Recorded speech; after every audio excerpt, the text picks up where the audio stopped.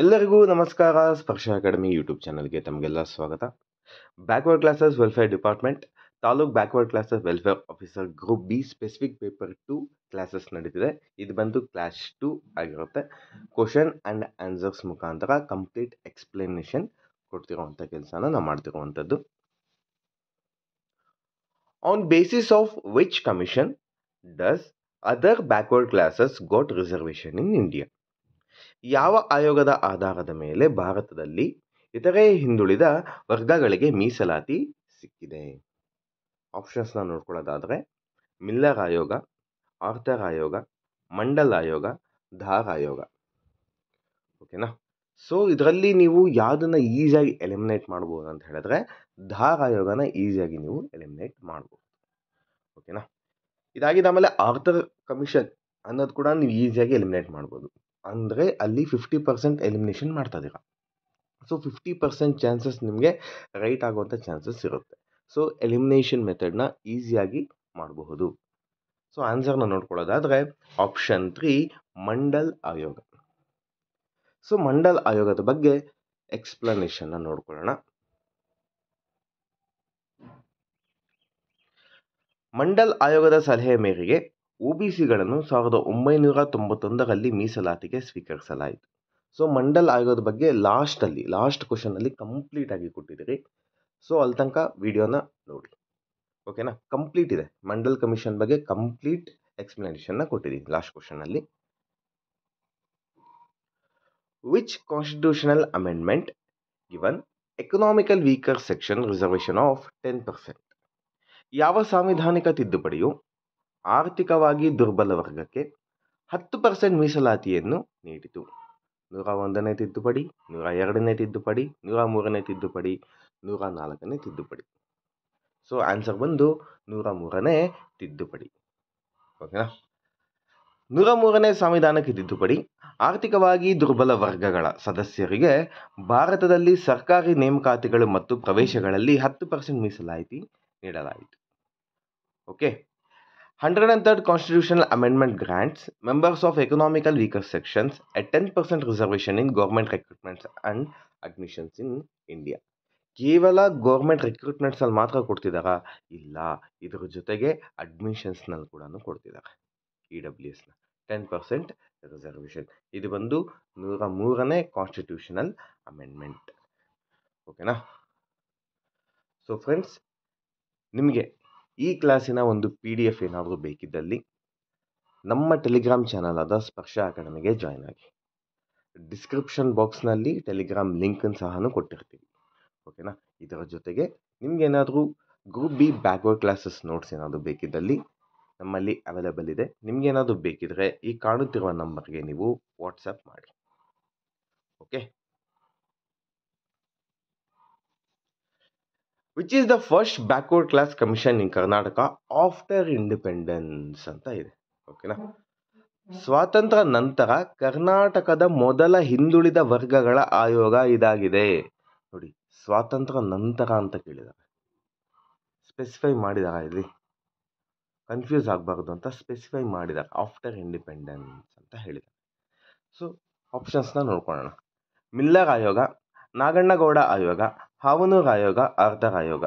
ಇದರಲ್ಲಿ ಆರ್ಥರ್ ಆಯೋಗನ ನೀವು ಈಸಿಯಾಗಿ ಎಲಿಮಿನೇಟ್ ಮಾಡಬಹುದು.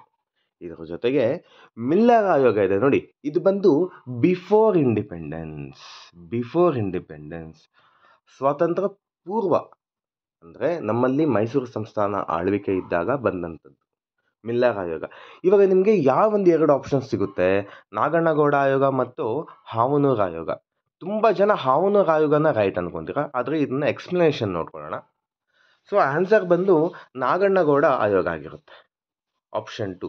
ಸೊ ಎಕ್ಸ್ಪ್ಲನೇಷನ್ ನೋಡ್ಕೊಳ್ಳೋದಾದರೆ ನೋಡಿ, 1960ರಲ್ಲಿ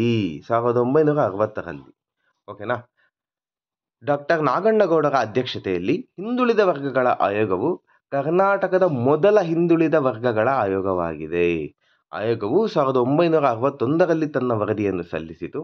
ಅದು SCಗಳಿಗೆ 15%, STಗಳಿಗೆ 3% ಮತ್ತು OBCಗಳಿಗೆ 50% ಮೀಸಲಾತಿಯನ್ನು ಶಿಫಾರಸು ಮಾಡಿತು. ನಾಗಣ್ಣಗೌಡ ಆಯೋಗ ಇಂಪಾರ್ಟೆಂಟ್, ಯಾವ ಒಂದು ವರ್ಷ ಕೂಡ ಇಂಪಾರ್ಟೆಂಟ್. ಇದ್ರ ಜೊತೆಗೆ ಎಷ್ಟು ರಿಸರ್ವೇಷನ್ಗಳು ಕೊಟ್ಟಿದೆ, ಎಸ್ ಸಿಗಳಿಗೆ ಎಷ್ಟು ಕೊಟ್ಟಿದ್ದಾರೆ ನಾಗಣ್ಣಗೌಡ ಆಯೋಗದಲ್ಲಿ ಅಂತ ನಾಳೆ ದಿನ ಪ್ರಶ್ನೆ ಬರ್ಬೋದು. ಎಷ್ಟು ಅಂತ ಹೇಳಿದ್ರೆ 15%, ಎಸ್ ಟಿಗೆ ಎಷ್ಟು ಕೊಟ್ಟಿದ್ದಾರೆ 3%, ಒ ಬಿ ಸಿಗಳಿಗೆ ಎಷ್ಟು ಕೊಟ್ಟಿದ್ದಾರೆ 50%. ಓಕೆನಾ, ಇದು ಇಂಪಾರ್ಟೆಂಟ್ ಆಗಿರುತ್ತೆ. ಒಟ್ಟು ಎಷ್ಟಿತ್ತು ಅಂತ ಹೇಳಿದ್ರೆ ನಾಗಣ್ಣಗೌಡ ಆಯೋಗನಲ್ಲಿ 68%. ಓಕೆನಾ. ವರದಿಯನ್ನು ಜಾರಿಗೆ ತರುವ ಸರ್ಕಾರದ ಪ್ರಯತ್ನವನ್ನು ಸುಪ್ರೀಂ ಕೋರ್ಟ್ ತಡೆ ಹಿಡಿದಿದೆ. ಅದಾಗೂ 1963ರಲ್ಲಿ ಸರ್ಕಾರವು ಎಸ್ ಸಿಗಳಿಗೆ 15%, ಎಸ್ ಟಿಗಳಿಗೆ 3% ಮತ್ತು ಒ ಬಿ ಸಿಗಳಿಗೆ 30% ಮೀಸಲಾತಿಯನ್ನು ಖಾತರಿಪಡಿಸಿ ಆದೇಶ ಹೊರಡಿಸಿತು. ಓಕೆನಾ, ಇದನ್ನು ಸುಪ್ರೀಂ ಕೋರ್ಟ್ ತಡೆ ಹಾಕುತ್ತೆ.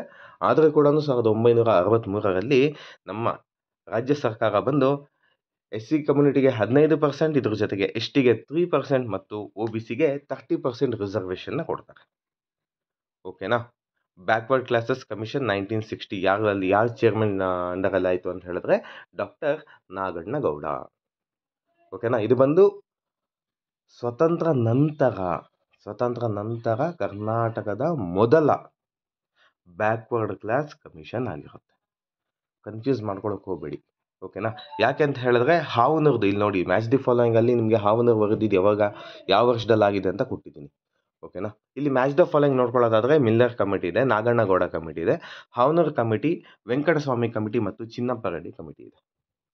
ಓಕೆನಾ, ಇಲ್ಲಿ ನೋಡ್ಕೊಳ್ಳೋದಾದ್ರೆ ಯಾವೊಂದು ಆನ್ಸರ್ ರೈಟ್ ಆಗಿದೆ ಅಂತ ಹೇಳಿದ್ರೆ ಸೇಮ್ ಆ್ಯಸ್ ಇಟ್ ಈಸ್ ಏನಿದೆಯೋ ಹಂಗೆ ರೈಟ್ ಇದೆ ನೋಡಿ. ಮಿಲ್ಲರ್ ಕಮಿಟಿ ಬಂದು 1918ನಲ್ಲಿ.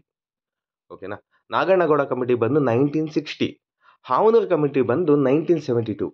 ಸೊ ಕನ್ಫ್ಯೂಸ್ ಆಗೋಕ್ಕೆ ಹೋಗ್ಬೇಡಿ. ಹಾವನೂರು ಕಮಿಟಿ ಬಂದು 12 ವರ್ಷ ಆದ ನಂತರ ಬಂದಿರೋವಂಥದ್ದು. ಇವಾಗ ನಾಗಣ್ಣಗೌಡ ಕಮಿಟಿ ನಂತರ ಬಂದಂಥದ್ದು ಯಾವುದು, ಹಾವನೂರು ಕಮಿಟಿ. ಸೊ 1972ನಲ್ಲಿ ಬಂದಂಥದ್ದು ಹಾವನೂರು ಕಮಿಟಿ.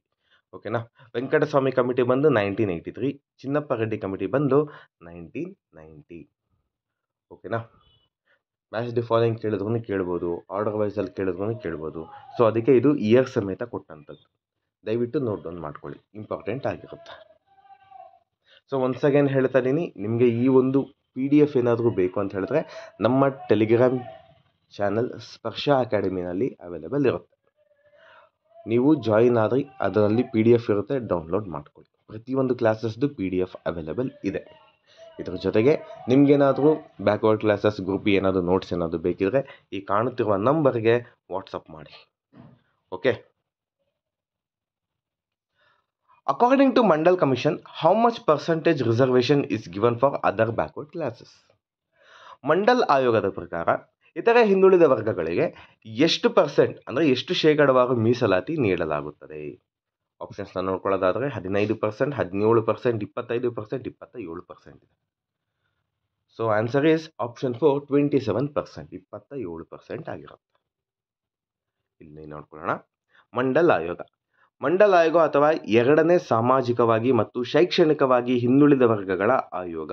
ನೋಡಿ, ಸಾಮಾಜಿಕವಾಗಿ, ಸೋಷಿಯಲಿ ಅಂಡ್ ಎಜುಕೇಷನಲಿ ನಾಳೆ ದಿನ ಹಿಂಗೆ ಕೇಳ್ತಾರೆ ಕ್ವಶನ್ಸ್. ಓಕೆನಾ, ಮಂಡಲ್ ಕಮಿಷನ್ ಯಾವ ಒಂದು ಮೈಂಡ್ ಸೆಟ್ಟಲ್ಲಿ ಮಾಡಿದ್ರು ಅಂತ ಕೇಳಿದ್ರೆ ಸಾಮಾಜಿಕವಾಗಿ ಮತ್ತು ಶೈಕ್ಷಣಿಕವಾಗಿ. ಎಕನಾಮಿಕಲಿ ಇಲ್ಲ, ಓನ್ಲಿ ಸೋಷಿಯಲಿ ಆ್ಯಂಡ್ ಎಜುಕೇಷನಲಿ. ಓಕೆನಾ, ಸಾಮಾಜಿಕವಾಗಿ ಮತ್ತು ಶೈಕ್ಷಣಿಕವಾಗಿ.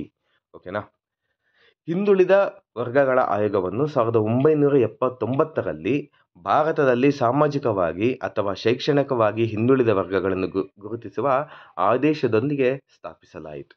ಓಕೆ, ಇದು BP ಮಂಡಲ್ ಅವರ ನೇತೃತ್ವದಲ್ಲಿ ಮತ್ತು 1980ರಲ್ಲಿ ತನ್ನ ವರದಿಯನ್ನು ಸಲ್ಲಿಸಿತು. 1990ರಲ್ಲಿ ಜಾರಿಗೆ ತರಲಾಯಿತು. ಸೊ 80ಯಲ್ಲಿ ವರದಿನ ಸಲ್ಲಿಸಿದ್ರೆ 1990ರಲ್ಲಿ ಜಾರಿಗೆ ಬಂದಿತ್ತು. 10 ವರ್ಷ ಬೇಕಾಯಿತು ಜಾರಿಗೆ ಬರೋಕ್ಕೆ.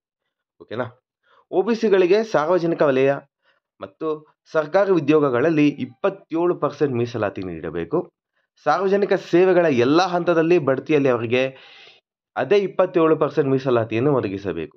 ಕೇವಲ ಉದ್ಯೋಗದಲ್ಲಿ ಮಾತ್ರ ಅಲ್ಲ, ವಿತ್ ಪ್ರಮೋಷನ್ಸ್ನಲ್ಲಿ ಕೂಡ 27% ರಿಸರ್ವೇಷನ್ ಇದೆ.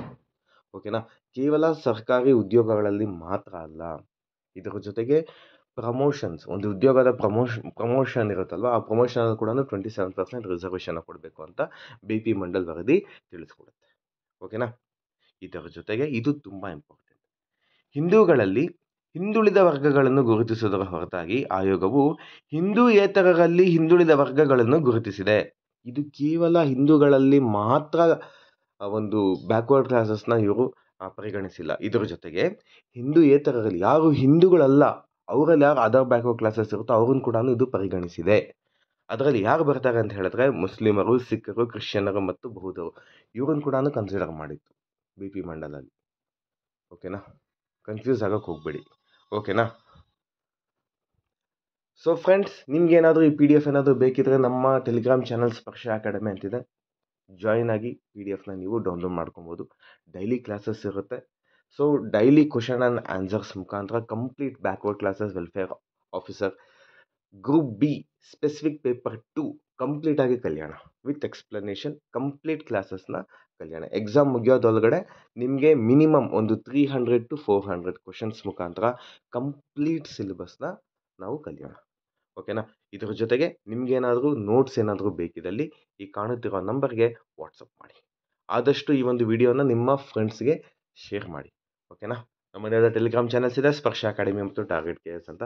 ದಯವಿಟ್ಟು ಜಾಯ್ನ್ ಆಗಿ ಅಂತ ಹೇಳ್ತಾ, ಈ ಒಂದು ವಿಡಿಯೋ ಸೀರೀಸ್ ನಿಮಗೆ ಇಷ್ಟ ಆಗಿದ್ದಲ್ಲಿ ದಯವಿಟ್ಟು ಲೈಕ್ ಮಾಡಿ ಮತ್ತು ಆದಷ್ಟು ನಿಮ್ಮ ಸ್ನೇಹಿತರಿಗೆ ಶೇರ್ ಮಾಡಿ ಅಂತ ಹೇಳ್ತಾ, ತಮ್ಮೆಲ್ಲರಿಗೂ ಒಳ್ಳೆಯದಾಗಲಿ. God bless. ಜೈ ಹಿಂದ್, ಜೈ ಕರ್ನಾಟಕ ಮಾತೆ. ಧನ್ಯವಾದಗಳು.